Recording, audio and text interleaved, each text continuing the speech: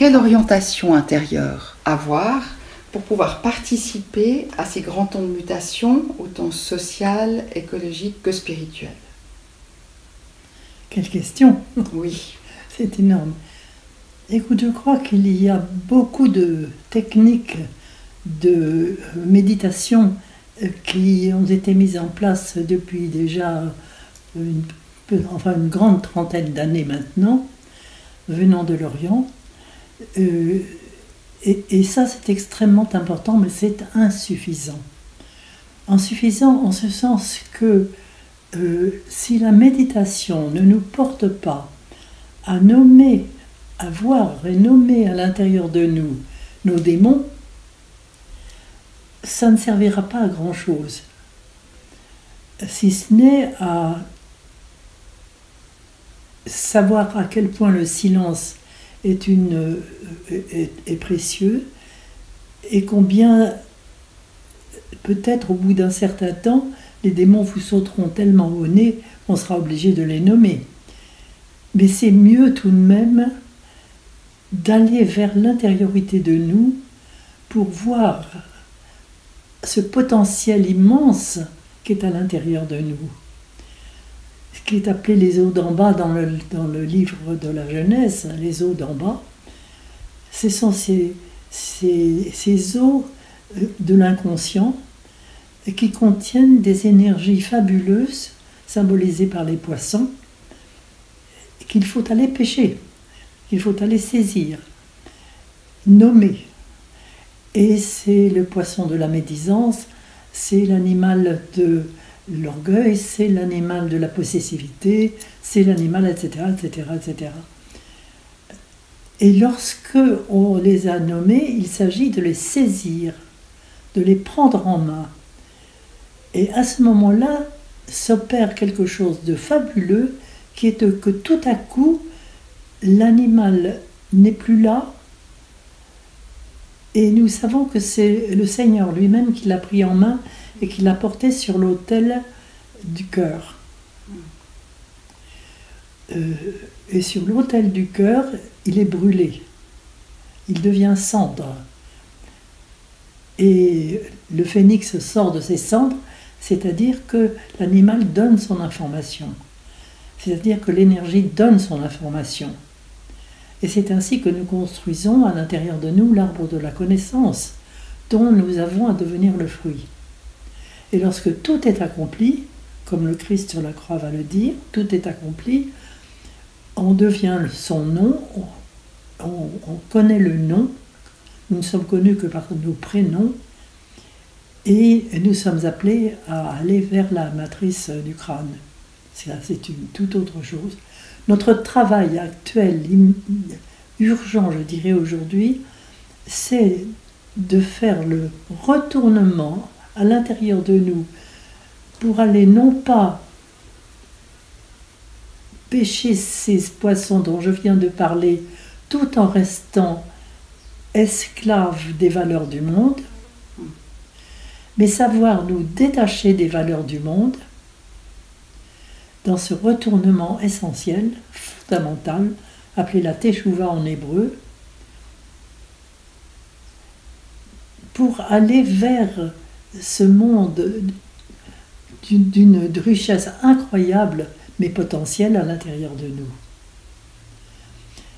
Et c'est un travail, autrement dit, divino-humain. C'est toute une alchimie extrêmement importante qui se passe dans le corps lui-même.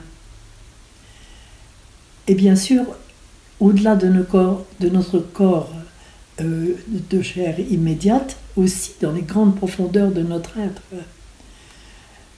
Et c'est toute cette alchimie-là qui se passe, et c'est un travail divino-humain.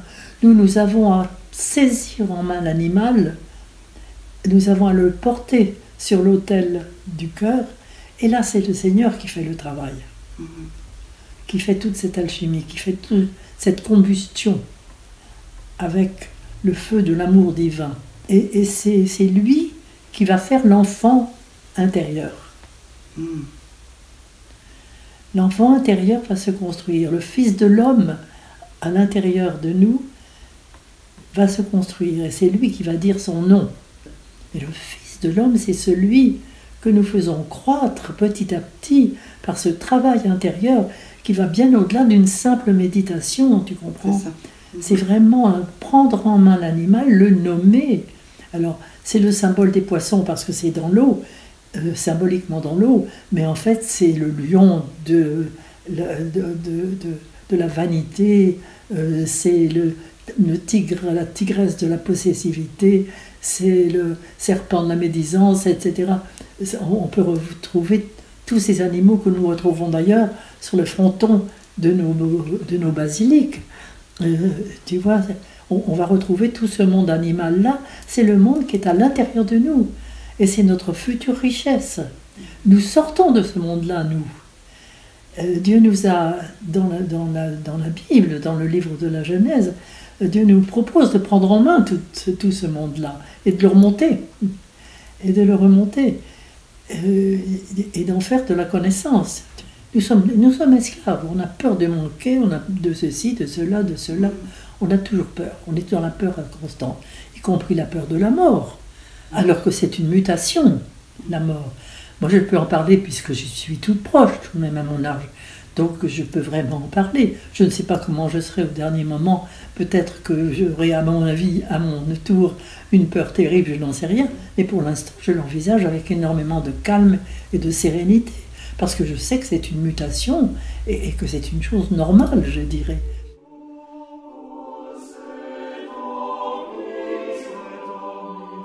Les dirigeants ne peuvent plus apporter la nourriture physique, mais l'Église ne sait plus apporter non plus la nourriture spirituelle. Elle ne répond plus aux besoins du monde aujourd'hui. Et c'est ça le tragique, et en même temps le nécessaire. Nous sommes vraiment à la veille d'une mutation énorme, énorme. Alors il faut, je crois, essayer, chacun dans notre possibilité, de prévenir les gens, de les inviter à réfléchir, à se retourner. De témoigner de cette dimension qui existe. De témoigner de cela. Et ça, toutes les traditions le disent, toutes. Le monde d'aller dans l'intérieur, ça correspond à la sortie d'Égypte pour les Hébreux, dans la Bible, la sortie de l'esclavage. Et lorsqu'ils arrivent dans le désert, ils reçoivent la manne et les cailles. Alors je suis allée voir le mot caille, je me dis qu'est-ce que viennent faire ces malheureuses cailles parce que la manne on comprend, c'est le pain, c'est bon.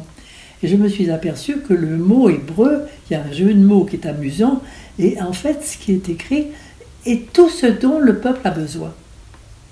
La manne est tout ce dont le peuple a besoin. Voilà. Et ce dont on a besoin, on n'a pas à en avoir peur, on le recevra, mais à condition de faire ce retournement en question.